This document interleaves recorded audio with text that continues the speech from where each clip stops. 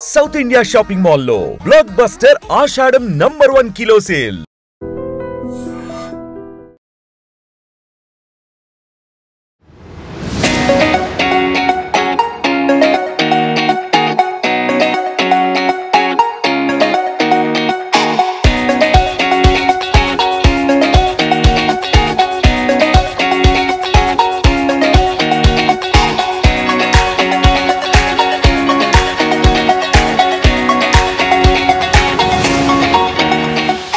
Electronic media వారికి అందరికీ నా హృదయపూర్వక నమస్కారాలు.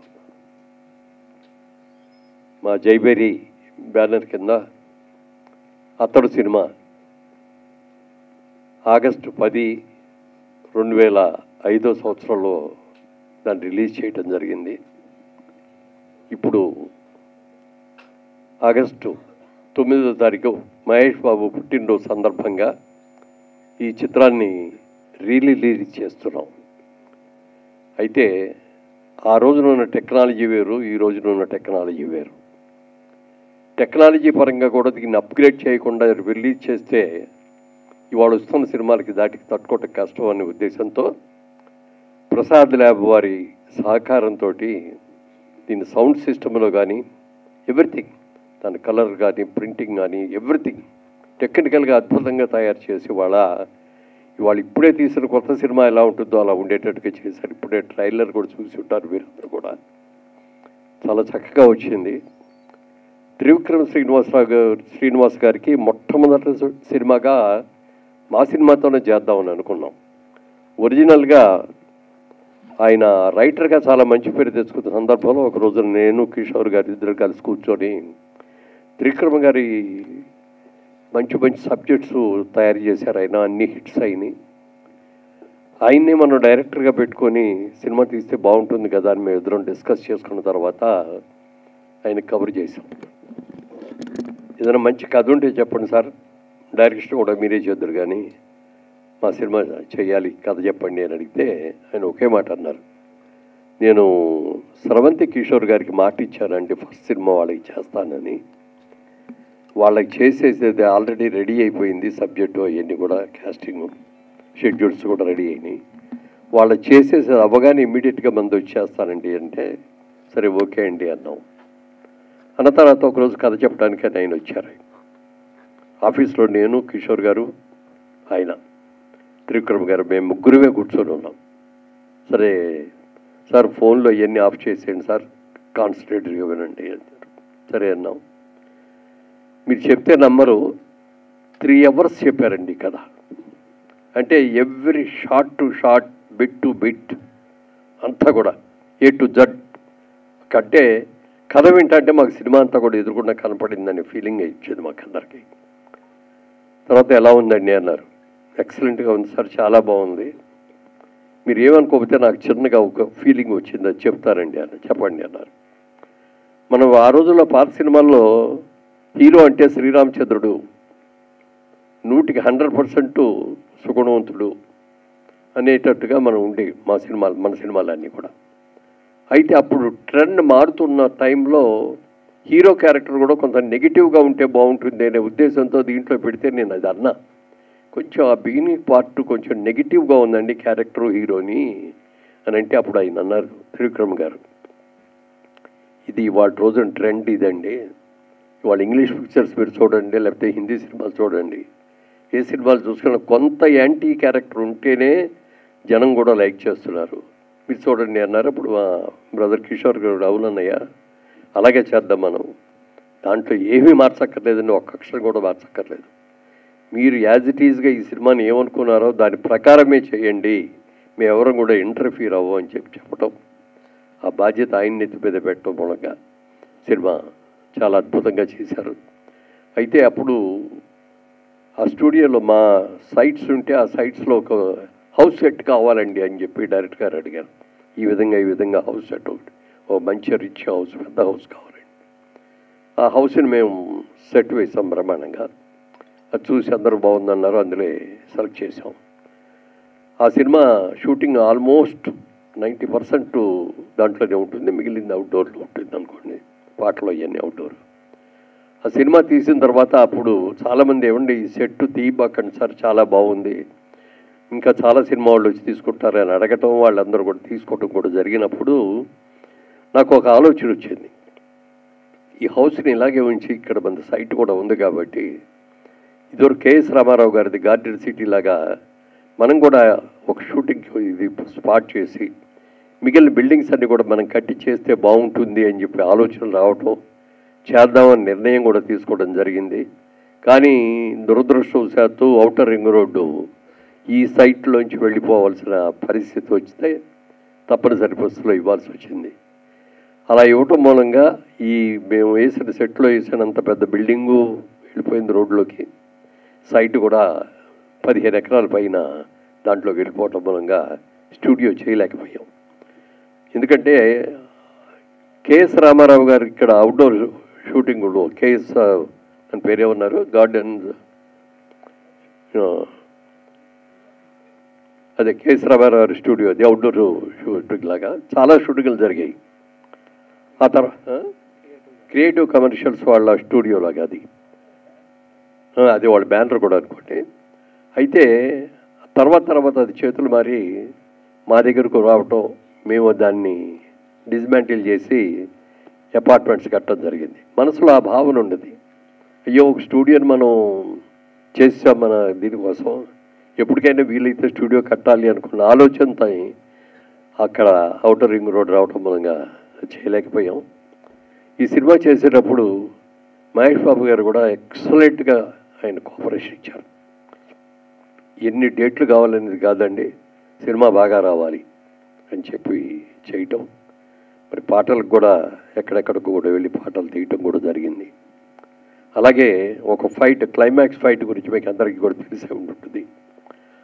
ఇప్పుడు ఈ రోజుల్లో చాలామంది చాలా డేస్ తీసుకొని చాలా కాల్ షీట్స్ తీసుకొని చేస్తున్నమాట వాస్తవమైతే, అప్పటి రోజుల్లో అది 28 రోజులు క్లైమాక్స్ ఫైట్ తీశారు. దానికోసమని యూకే నుంచి ఎక్కడి నుంచి కూడా కెమెరాస్, స్పెషల్ కెమెరాస్ అన్ని కూడా తీసుకొచ్చి దానికోసం ప్రత్యేకమైన సెట్ వేసి ఆ సెట్లో ఇది చేయటం కూడా జరిగింది. సినిమా రిలీజ్ అయిన తర్వాత చాలా మంచి పేరు వచ్చింది. అంటే ఫైనాన్షియల్గా చూసుకుంటే మనకి పెద్ద లాభాలు రాకపోవచ్చేమో కానీ చాలా మంచి పేరు వచ్చింది. ఆ తర్వాత ఈ సినిమా టీవీల్లో వచ్చినన్ని సార్లు ఏ సినిమా కూడా అప్పటికి రాలా. ఎక్కడ చూసినా ప్రతి సాటర్డే సండే వచ్చిందంటే ఏదో ఒక ఛానల్లో ఈ సినిమా వస్తూ ఉండేది. అప్పుడు ఎక్కువ మంది చూసి చాలామంది వచ్చి అబ్బా చాలా ఎక్సలెంట్గా ఉందండి సినిమా, ఎన్నిసార్లు వస్తే అన్నిసార్లు కూడా చూస్తున్నామండి, ఎస్పెషల్లీ సెకండ్ హాఫ్లో కామెడీ కానీ అలాగే పాటలు కానీ అన్నీ కూడా అద్భుతంగా ఉన్నాయి అని చెప్పి చాలామంది మెచ్చుకున్నారు. తర్వాత మాకు కూడా ఆ రిలీజ్లో కానీ తర్వాత సేల్ చేసినప్పుడు వచ్చిన రైట్స్తో కానీ ఆ హౌస్ కట్టినప్పుడు దాంట్లో చేసుకున్న షూటింగ్లతో కానీ మేము ఫైనాన్షియల్గా కూడా బాగానే కవర్ అయ్యాం, ఏమీ ఇబ్బంది లేదు. కానీ మంచి పేరు వచ్చింది, ఒక మంచి సినిమా తీసామని ఒక మంచి పేరు వచ్చింది. మా జేబేరీ సంస్థకు ఒక గౌరవం దక్కింది. ఈ సినిమాని టెక్నికల్గా కూడా మరి దీన్ని అప్గ్రేడ్ చేసి రిలీజ్ చేయాలి అనే ఉద్దేశంలో, అంటే మా బ్రదర్ కిషోర్ గారు అమ్మాయి ప్రియాంక ఇప్పుడు ఇందాక వచ్చింది, ఇప్పుడు వస్తుంది ఇక్కడికి, తను ఏమేం చేశారు, ఎలా టెక్నికల్గా దీన్ని డెవలప్ చేశారు అనేది నా మాటల్లో కంటే తన మాటల్లోనే ఎక్కువ వినాలి. అది తప్పకుండా ప్రియాంకని వేదిక మీదకి వచ్చి ఏమేం చేశారో వచ్చి చెప్పాలి. లాస్ ఏంజలస్కి వెళ్ళి తను మాస్టర్స్ చేసి ఇవ్వడం జరిగింది. ఆ తర్వాత మొదటి నుంచి కూడా మన సినిమా తీస్తున్నాము, మన కంపెనీ సినిమాలతోనే స్టార్ట్ అయింది జైబేరి అని చెప్పి తనకు కూడా సినిమాలంటే చాలా ఇంట్రెస్ట్. నేను కొద్ది రోజులు ఇక్కడ సినిమా టెక్నాలజీ గురించి నేను స్టడీ చేసి నేను కూడా దాంట్లో అప్గ్రేడ్ చేసుకొని వస్తాను అని చెప్పి అక్కడ ఉండటం. తర్వాత అక్కడే ఒక పెద్ద డిస్ట్రిబ్యూటింగ్ కంపెనీలో కొన్నాళ్ళు జాబ్ కూడా చేసేది. ఎందుకమ్మా మనమే 10 మందికి ఇక్కడ జాబ్ ఇచ్చే అవకాశం ఉండి మనం చేస్తుంటే నువ్వు మన జాబ్లో మన చూసుకోకుండా అక్కడ ఉంటే మన దాంట్లో మనం చేసుకోవడం అంటే ఇది కాదు, కరెక్ట్ కాదు. పెద్ద కంపెనీల్లో, ఇతర దేశాల్లో ఉన్న కంపెనీల్లో ఒక ఎంప్లాయీగా నేను చెయ్యాలి అనుకున్నానని చెప్పి దాదాపు 4 years 5 years అక్కడే జాబ్ చేసి వచ్చింది. సినిమా గురించి, సినిమా టెక్నాలజీ గురించి, సినిమా వరల్డ్ సినిమా గురించి కూడా చాలా బాగా తెలివితేటలు ఉన్నాయి. అయితే మేమందరం కూడా ఈ రియల్ ఎస్టేట్ బిజినెస్లో ఉండిపోవటం మూలంగా కానీ, మధ్యలో పొలిటికల్గా నేను వెళ్ళటం మూలంగా కానీ మేము అతడు సినిమా తర్వాత సినిమా తీయలేకపోయాం. అయితే మా ప్రియాంక తప్పకుండా చాలా ఇంట్రెస్ట్ అయింది. ఎందుకంటే జైవేరి స్టార్ట్ అయింది సినిమాతోటే కాబట్టి సినిమా అనేది ఇప్పటికైనా సరే మనం తీయాల్సిందే, చేయాల్సిందే అని అనుకున్నాం. ప్రియాంక ఇప్పుడు జనరేషన్కి సరిపడగా మంచి సినిమాలు ప్లాన్ చేసి తీస్తుంది. తొందరలో మరి అనౌన్స్ చేస్తాం నెక్స్ట్ ఇయర్కి. ఇప్పుడు ఈ ఇయర్కి చేయకపోయినా నెక్స్ట్ ఇయర్ నుంచి మళ్ళీ జైవేరి ప్రొడక్షన్లోకి వస్తుందని చెప్పి మీ అందరికి కూడా తెలియజేస్తున్నాం. సో చెప్పమ్మా. టెక్నాలజీ పరంగా అండి ఐ థింక్ ప్రసాద్ కాప్ చాలా సహాయం చేశారు. యాజ్ యూ నో 2005లో ఫిల్మ్లో తీసేవాళ్ళం సినిమాని, అప్పుడు డిజిటల్ టెక్నాలజీ లేదు. సో 8K స్కానింగ్ చేసాము రా ఫిల్మ్ని. ఆ 8K స్కానింగ్ చేసి దాన్ని గ్రేడింగ్ చేసి దాన్ని ఇప్పుడు టెక్నాలజీకి కలరింగ్ అన్నీ రీవర్క్ చేసాము. మీరు నమ్మరు, ఆ రీల్ని చూస్తే అది స్కాన్ చేసినప్పుడు ఎంత వర్క్ ఉండిందో. బట్ ఐ థింక్ ప్రసాద్ కాప్లో సాయి గారు అండ్ దెన్ కిరణ్ కుమార్ గారు చాలా సహాయం చేశారు. లేటెస్ట్ టెక్నాలజీతో we have made it 8K quality. Obviously 8K projectors ఇప్పుడు లేరు, సో సూపర్ 4Kలో రిలీజ్ అవుతుంది. సౌండ్ కూడా డాల్బీ అట్మాస్కి అప్గ్రేడ్ చేసాము. So you will definitely enjoy the final fight scene first 15 minutes. అక్కడ మీకు డెఫినెట్గా బిగ్ స్క్రీన్లో you will have an amazing experience. I think నేను 13 ఏళ్ళప్పుడు ఈ సెట్కి వెళ్ళి హోంవర్క్ చేసుకునేదాన్ని సినిమా షూటింగ్ జరుగుతున్నప్పుడు. నేను కూడా మీ అందరితో రిలీజ్ అయినప్పుడు బిగ్ స్క్రీన్లో కూర్చొని చూద్దాం అనుకుంటున్నాను. I hope everyone enjoys and relives some great memories. Thank you. PCXలో కూడా రిలీజ్ చేద్దామని డిస్ట్రిబ్యూటర్స్ ట్రై చేస్తున్నారు. ఐ థింక్ ప్రసాద్ టీమ్ కూడా they going to support the process.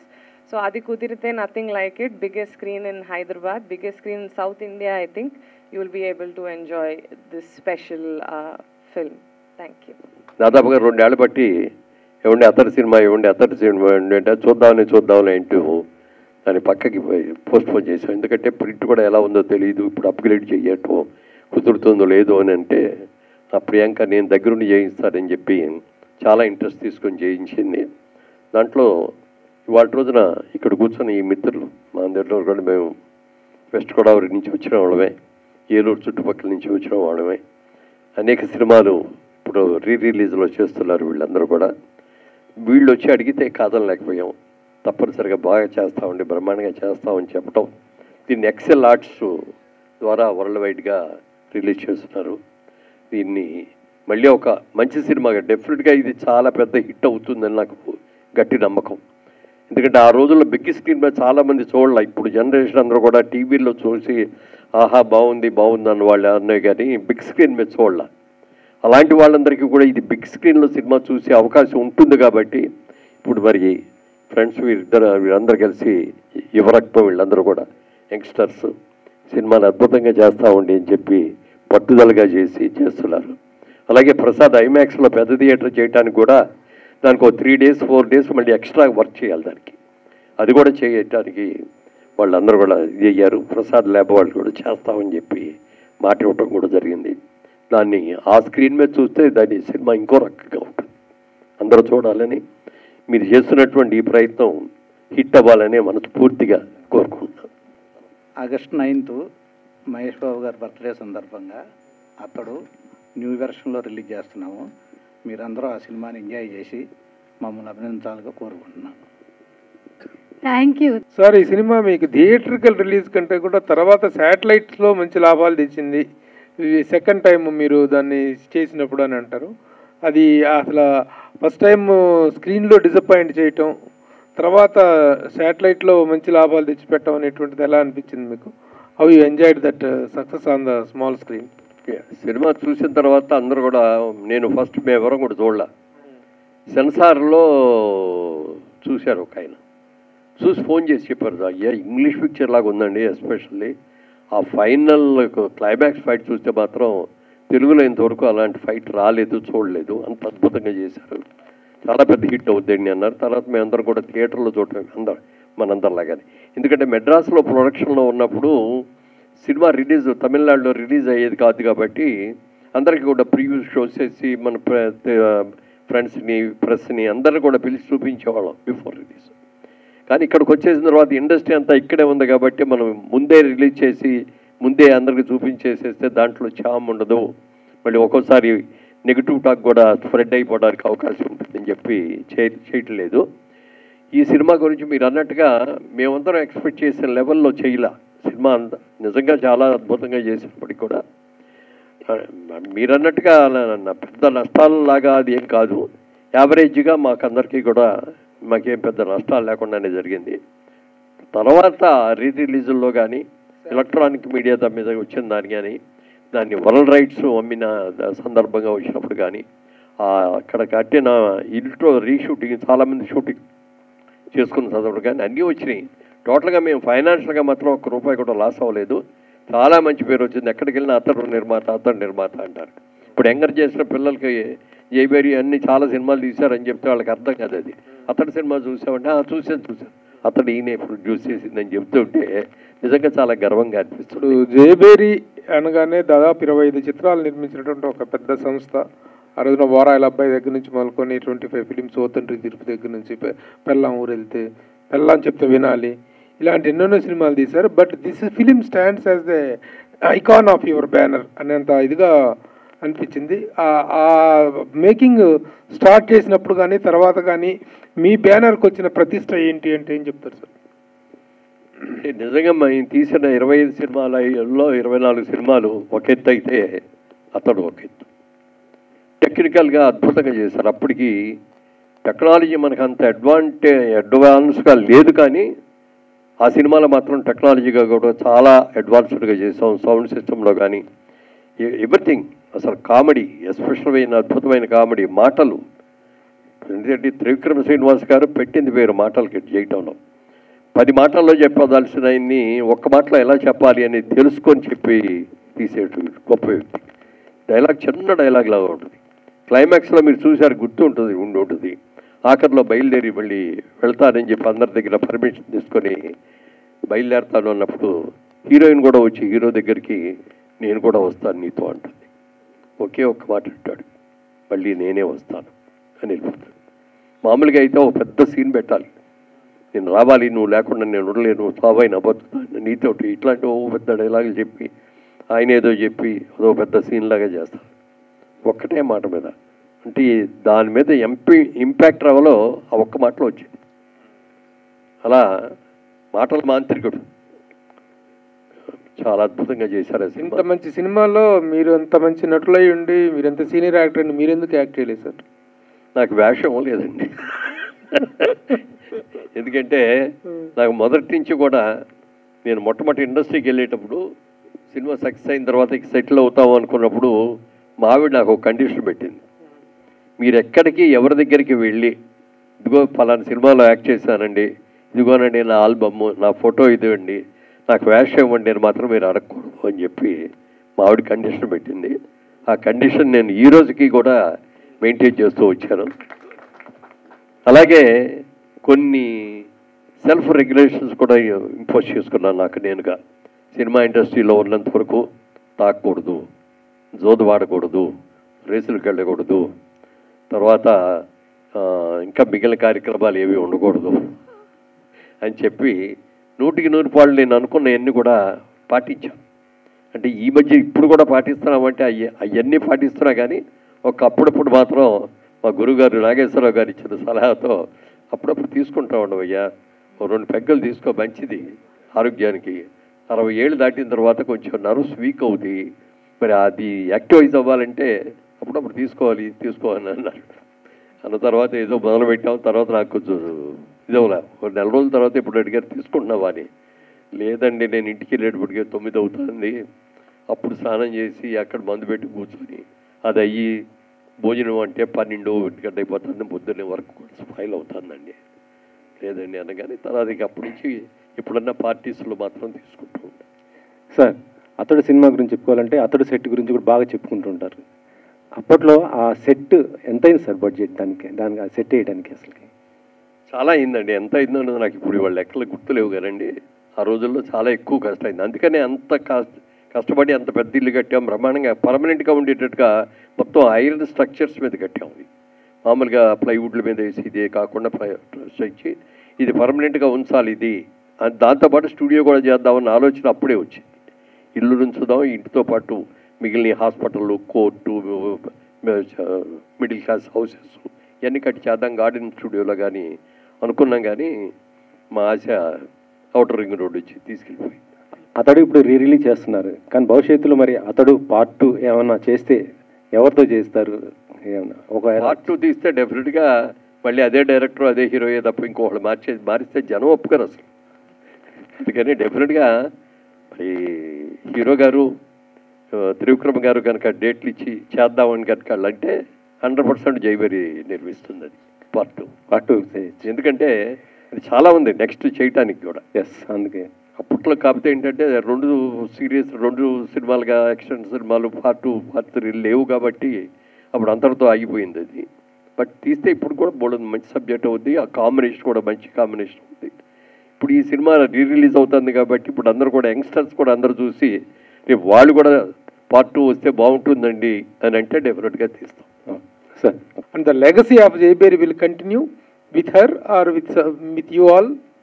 With her అంటే అందరూ ఫ్యామిలీయే కదా, మేమందరూ కూడా ఒకే ఫ్యామిలీ కాబట్టి డెఫినెట్గా షీ విల్ టేక్ లీడ్ డెఫినెట్గా.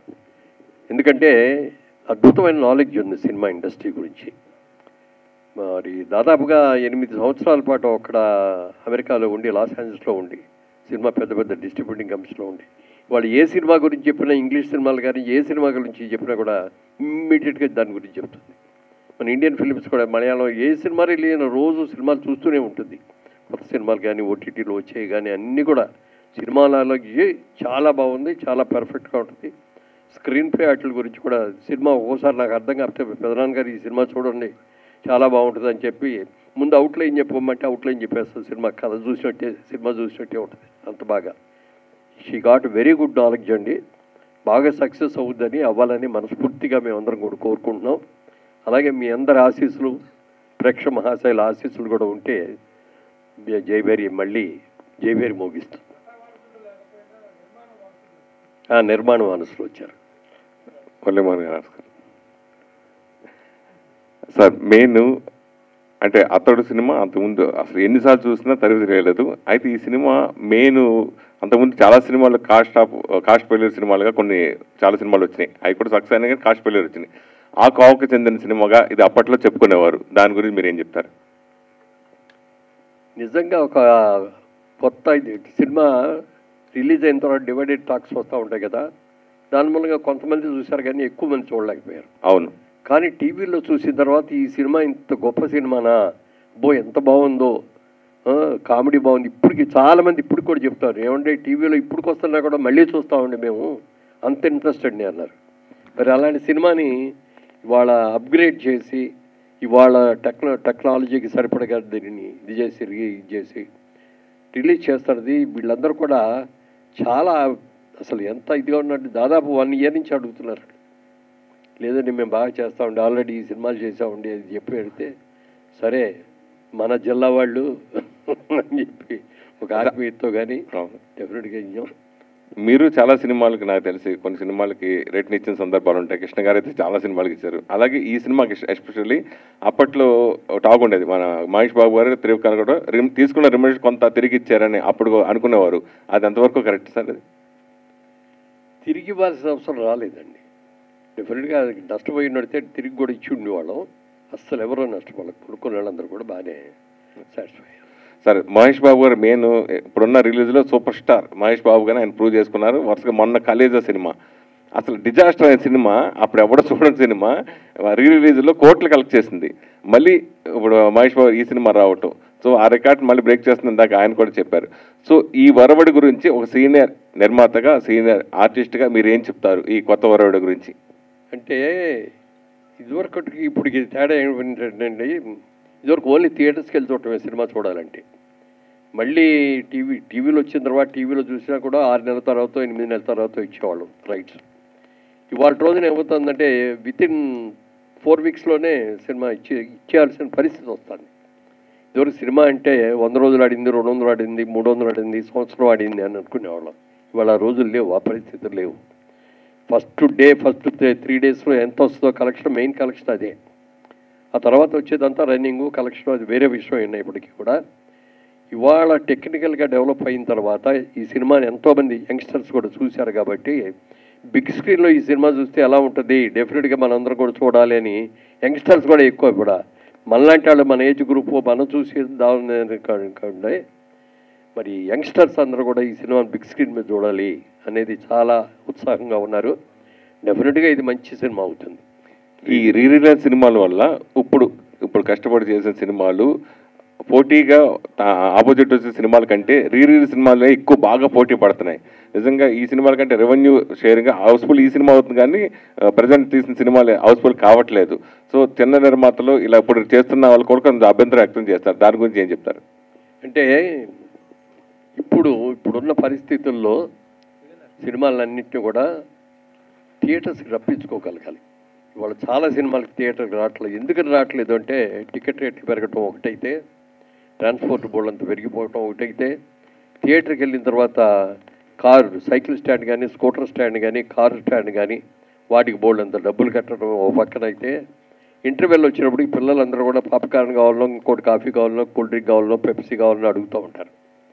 అవన్నీ తలకెమ్మించిన భారం అయిపోతుంది. ఒక మధ్యతరగతి అతను ఓ ఫ్యామిలీలో 4 పిల్లల్ని కలిసి వాళ్ళు భార్యాభర్త కలిసి సినిమాకి వెళ్ళే టికెట్ల ఖర్చు, ట్రాన్స్పోర్ట్ ఖర్చు కంటే థియేటర్లో ఖర్చు ఎక్కువైపోయింది.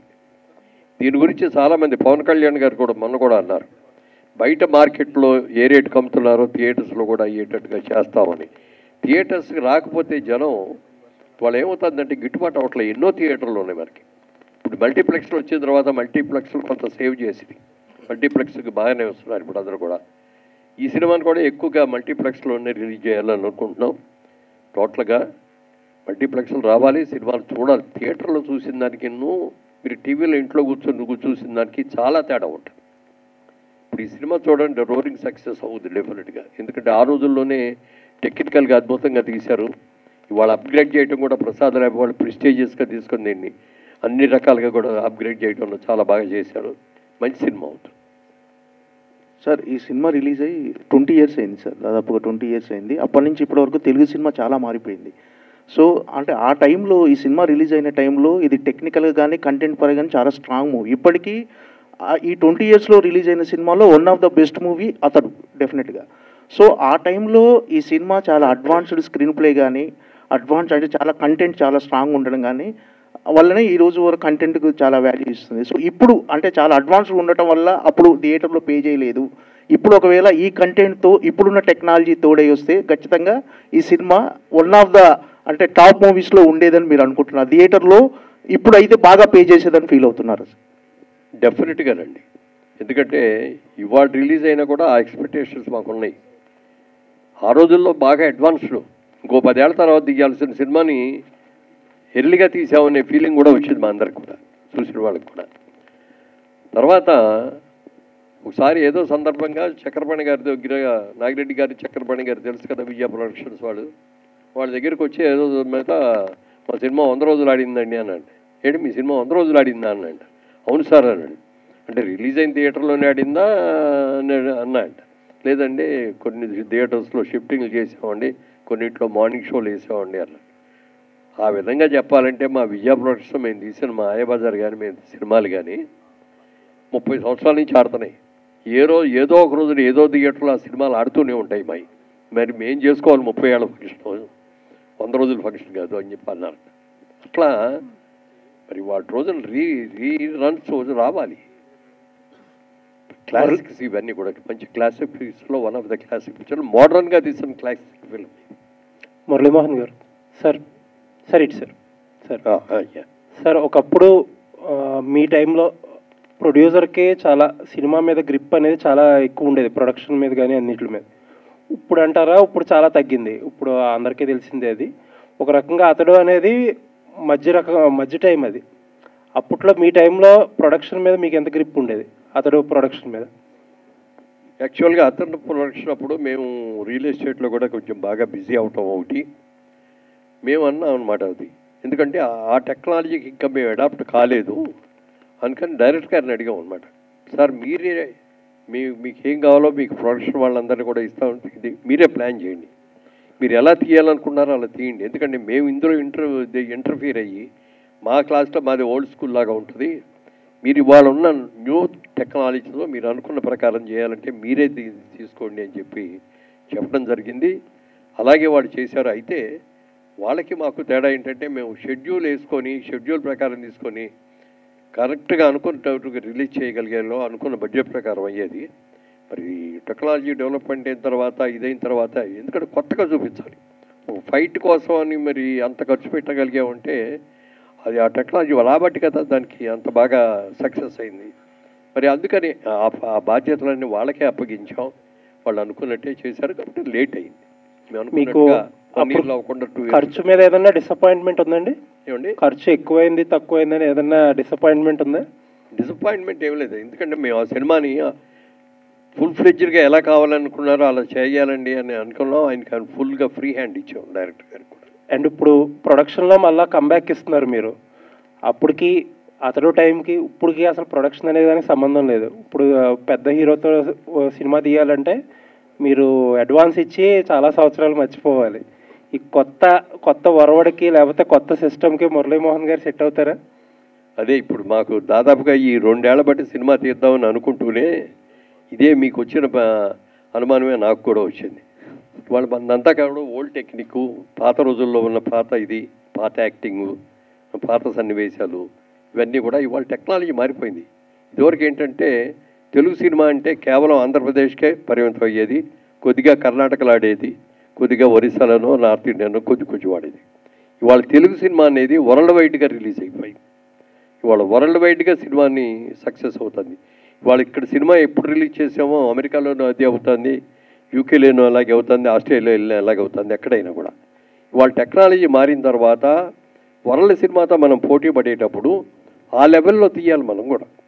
అలా తీయకుండా ఇదివరకులాగా ఏదో బడ్జెట్ పాత సినిమా బ్లాక్ అండ్ వైట్లో తీసినట్టుగా 3 లక్షలు 5 లక్షలు తీద్దామని అనుకుంటే వాళ్ళు ఎవరు చూడరు, థియేటర్ కూడా రారు. అందుకని టెక్నాలజీని మనం డెవలప్ చేసుకొని దాన్ని ఆ లెవెల్లో తీసినప్పుడే మనం వరల్డ్ సినిమాతో పోటీ పడగలుగుతాం. All the best sir. ఇందులో నాజర్ గారి క్యారెక్టర్కి శోభన్ బాబు గారిని అడిగారు, బ్లాంక్ చెక్ కూడా ఇస్తానంటే కూడా ఒప్పుకోలేదన్నారు. అది ఎలా సార్? అది శోభన్ బాబు గారు అంతకుముందు మాతో ముగ్గురు మిత్రుల సినిమాలు తీశారు, అది కూడా చాలా పెద్ద హిట్ అయింది. ఇది నిజంగా ప్రస్తుతం ఉన్నటువంటి సమాజం దేనికి ప్రయారిటీ ఇస్తుంది? ఆర్థిక సంబంధాల చుట్టూ మాత్రమే తిరుగుతుంది. మళ్ళీ ఎన్నికలంగానే చాలా విరక్తి కలుగుతాం. మంచి అనిపిస్తుంది కదా, లేడీస్ కూడా ఛాలెంజింగ్ జాబ్స్ చేసినప్పుడు చాలా బాగుంటది. ట్రాఫిక్ అసిస్టెంట్స్ గా నియమించిన ట్రాన్స్జెండర్స్ అందరితో సాల్యూట్ చేయించుకుంటున్నారు. ఫుడ్ డెలివరీ ఇవ్వటానికి వెళ్ళినటువంటి డెలివరీ బాయ్ అనిల్ పై కళ్ళ ముందు